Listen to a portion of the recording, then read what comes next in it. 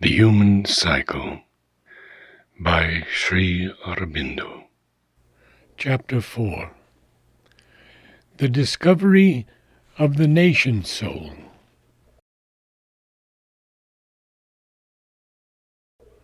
The primal law and purpose of the individual life is to seek its own self-development, consciously or half-consciously, or with an obscure, unconscious groping. It strives always, and rightly strives, at self-formulation, to find itself, to discover within itself the law and power of its own being, and to fulfill it. This aim in it is fundamental, right, inevitable, because even after all qualifications have been made and caveats entered, the individual is not merely the ephemeral physical creature, a form of mind and body that aggregates and dissolves, but a being, a living power of the eternal truth, a self-manifesting spirit. In the same way, the primal law and purpose of a society, community, or nation is to seek its own self-fulfillment. It strives rightly to find itself, to become aware within itself of the law and power of its own being, and to fulfill it as perfectly as possible, to realize all its potentialities, to live its own self-revealing life. The reason is the same. For this, too, is a being, a living power of the eternal truth, a self-manifestation of the cosmic spirit, and it is there to express and fulfill in its own way, and to the degree of its capacities, the special truth and power and meaning of the cosmic spirit that is within it. The nation or society, like the individual, has a body, an organic life, a moral and aesthetic temperament, a developing mind, and a soul behind all these signs and powers, for the sake of which they exist. One may say even that, like the individual, it essentially is a soul rather than has one. It is a group soul that, once having attained to a separate distinctness, must become more and more self-conscious, and find itself more and more fully as it develops its corporate action and mentality, and its organic, self-expressive life. The parallel is just at every turn, because it is more than a parallel. It is a real identity of nature. There is only this difference, that the group soul is much more complex, because it has a great number of partly self-conscious mental individuals for the constituents of its physical being, instead of an association of merely vital subconscious cells. At first, for this very reason, it seems more crude, primitive, and artificial in the forms it takes, for it has a more difficult task before it. It needs a longer time to find itself. It is more fluid and less easily organic. When it does succeed in getting out of the stage of vaguely conscious self-formation, its first definite self-consciousness is objective much more than subjective. And so far as it is subjective, it is apt to be superficial, or loose, and vague. This objectiveness comes out very strongly in the ordinary emotional conception of the nation, which centers round its geographical, its most outward and material aspect, the passion for the land in which we dwell, the land of our fathers, the land of our birth, country, patria, Vaterland, Janmabhoomi.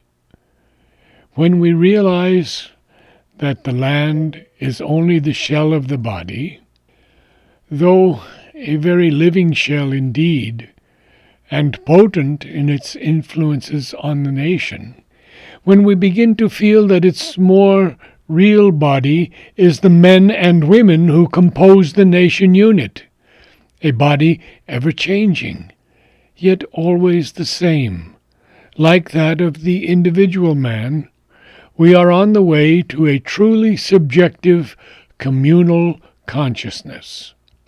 For then we have some chance of realizing that even the physical being of the society is a subjective power, not a mere objective existence.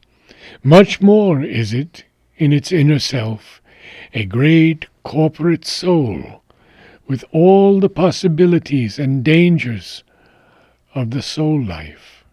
The objective view of society has reigned throughout the historical period of humanity in the West. It has been sufficiently strong, though not absolutely engrossing, in the East.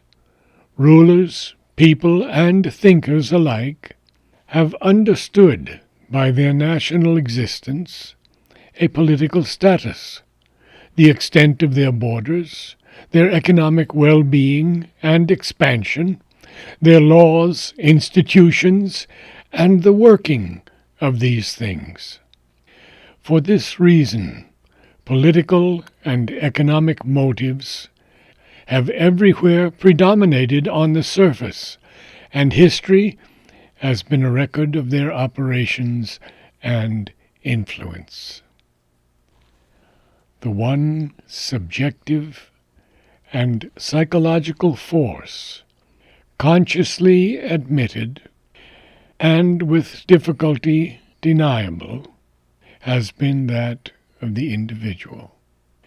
This predominance is so great that most modern historians and some political thinkers have concluded that objective necessities are, by law of nature, the only really determining forces. All else is result or superficial accidents of these forces.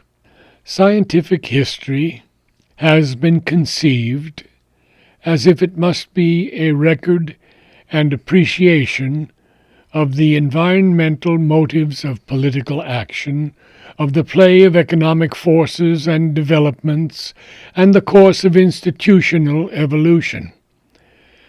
The few who still valued the psychological element have kept their eye fixed on individuals, and are not far from conceiving of history as a mass of biographies. The truer and more comprehensive science of the future will see that these conditions only apply to the imperfectly self-conscious period of national development. Even then, there was always a greater subjective force working behind individuals, policies, economic movements, and the change of institutions, but it worked, for the most part, subconsciously, more as a subliminal self than as a conscious mind. It is when this subconscious power of the group soul comes to the surface that nations begin to enter into possession of their subjective selves. They set about getting, however vaguely or imperfectly, at their souls. Certainly, there is always a vague sense of this subjective existence at work, even on the surface of the communal mentality. But so far as this vague sense becomes at all definite, it concerns itself mostly with details and unessentials, national idiosyncrasies, habits, prejudices, marked mental tendencies. It is, so to speak, an objective sense of subjectivity, as man has been accustomed to look on himself as a body and a life, the physical animal with a certain moral or immoral temperament, and the things of the mind have been regarded as a fine flower and attainment of the physical life rather than themselves anything essential, or the sign of something essential. So, and much more, has the community regarded that small part of its subjective self of which it becomes aware.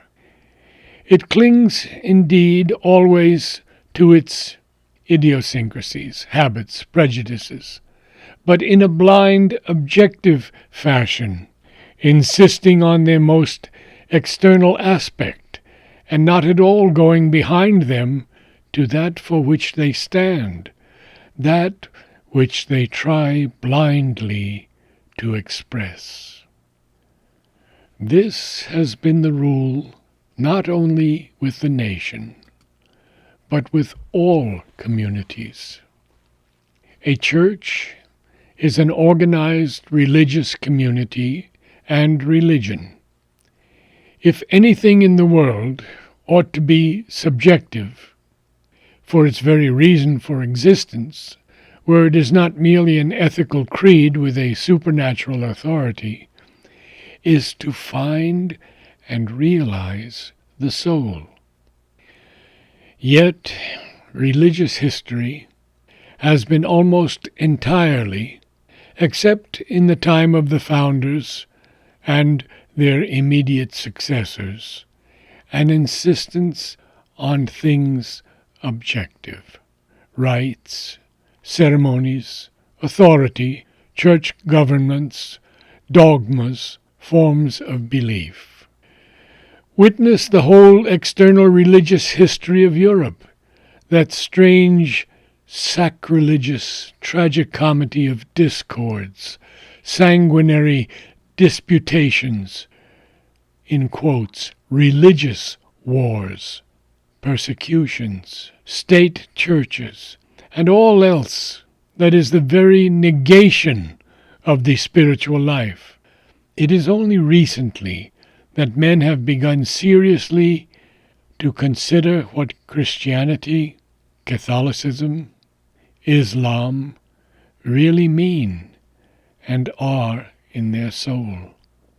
That is to say, in their very reality and essence.